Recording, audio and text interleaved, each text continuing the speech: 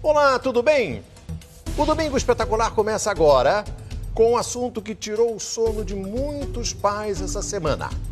A boneca Momo, uma personagem assustadora que estaria em vídeos infantis na internet. Nossa equipe investigou o que é verdade e o que é boato nessa história. E traz agora o que fazer diante de ameaças virtuais como essa. Uma boneca virtual que passa mensagens assustadoras para crianças e estimula a violência e automutilação. Será que isso é verdade? Ou é mais uma notícia falsa da internet? Esse assunto tomou conta das conversas entre pais e mães de todo o Brasil. A boneca Momo, como é chamada, gerou preocupação. Para quem tem filhos, a gente sempre fica assustado, né? Com medo. Vídeos se multiplicaram na internet e o alerta se espalhou pelas redes sociais. Atenção redobrada ao que seus filhotes estão assistindo.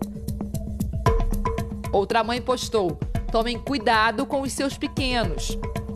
A boneca supostamente apareceria no meio de vídeos infantis, ensinando crianças a tirarem a própria vida. Os vídeos seriam divulgados em uma plataforma criada para o público de até 13 anos de idade. Mas é preciso conhecer toda essa história. Ela vem lá do outro lado do mundo, do Japão, e não tem nada de assustadora. A boneca Momo foi criada por um escultor japonês em 2016. Na época, a escultura foi exposta numa galeria de arte alternativa. O artista disse que não é o responsável pela imagem da boneca ter ido parar na internet, com uma mensagem negativa. O mundo virtual tem uma linguagem própria e é preciso entendê-la para saber como uma história se espalha tão rapidamente, mesmo que ela não seja real. Para isso é preciso viralizar, ou seja, o conteúdo ser compartilhado por muita gente. No caso da boneca Momo, os conhecidos como haters, pessoas que promovem o discurso de ódio na internet, elaboraram os vídeos e divulgaram na rede. Tudo com a intenção de criar o pânico. Com uma voz computadorizada, a boneca propõe desafios. Ensina as crianças a pegarem objetos cortantes em casa e se ferirem. Por segurança, nós não vamos reproduzir esses vídeos na íntegra. A Lilian afirma ter recebido um vídeo com a boneca numa rede de conversas entre adultos, como uma espécie de alerta para as mães. Ela decidiu testar o filho de 5 anos. Foi quando eu mostrei a foto para ele e antes mesmo de eu perguntar, ele falou: mãe, é a Momo.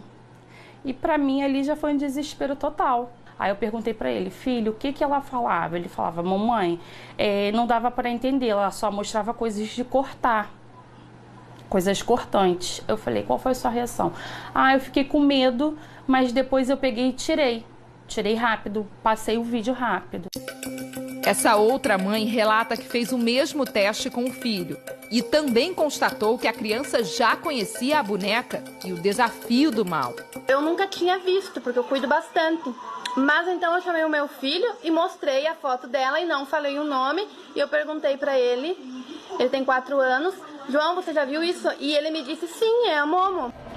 Ângela é psicóloga e professora. Ela explica como esse tipo de conteúdo pode afetar as crianças. Uma criança ela ainda não é dotada da capacidade de discriminação, interpretar um evento e discriminá-lo adequadamente. As fantasias podem ser tomadas como verdades. A criança, ela, por exemplo, diante de um desafio do pega um objeto cortante, se automutila, fira a si própria. Ela não tem ainda como validar, entender as consequências do cumprimento desses desafios. Até hoje não ficou comprovado que esses vídeos circulavam entre os canais infantis. Nenhum pai ou mãe chegou a flagrar o desafio da Momo diretamente na plataforma. Então, o que explica as crianças testadas pelas mães que reconheceram a boneca Momo? Por onde, afinal, circulam os vídeos macabros? Especialistas no assunto acreditam que o fenômeno da boneca Momo foi criado ao inverso. Primeiro veio o boato, a fake news que propagou o terror. E boato sabe como é. Logo se espalha pelos aplicativos de mensagens. As pessoas compartilham sem checar a informação. Nesta semana nós tivemos aí uma série de notícias e muitos pais acabaram aí que pulverizaram, viralizaram ainda mais esse tipo de conteúdo. Com isso, o desafio da Momo teria apavorado os pais, antes mesmo de chegar às crianças. E foi em cima do boato que pessoas mal intencionadas na internet produziram o vídeo. Mas será que dá para saber quem vem criando esse tipo de conteúdo? Este perito especialista em crimes cibernéticos garante que sim, mas é preciso uma investigação minuciosa. Ele explica que mais importante que descobrir o autor é manter as crianças sempre bem informadas do que acontece no mundo virtual. A linha que separa hoje um jovem ou uma criança de ser vítima de um crime digital é a linha da informação.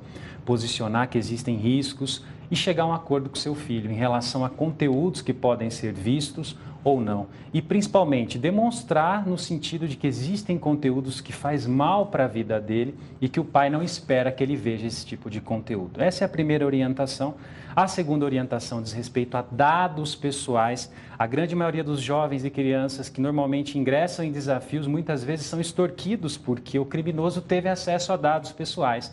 Trabalho da mãe, trabalho do pai, viagens, nome da irmã e assim por diante, ou até mesmo exposição de fotos e vídeos que o criminoso faz a extorsão. Se você não participar, eu vou divulgar esse conteúdo ou algo vai acontecer com a sua família. E aí vai um alerta.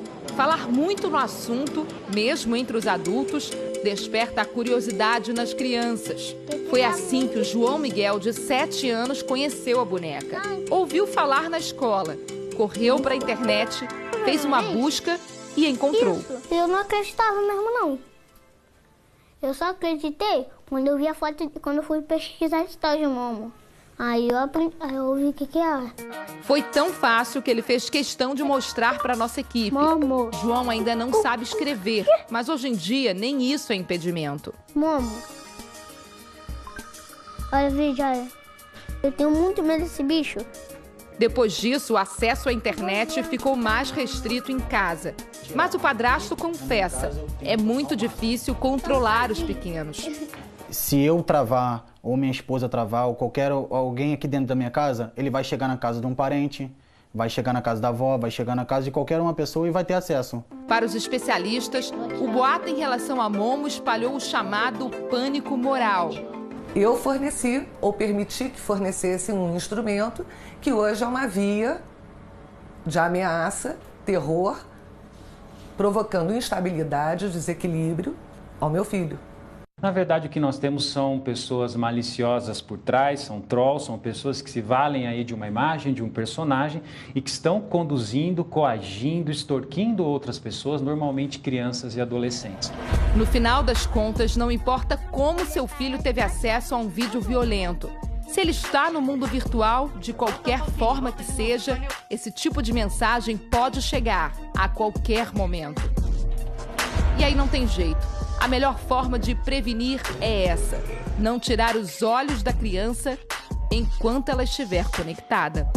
Tem essas coisas e a internet é um perigo? Sim, mas os pais têm que abrir a porta do quarto, colocar os filhos para fora e tomar a posição que precisa ser tomada pelos pais. Ela fala isso, olha.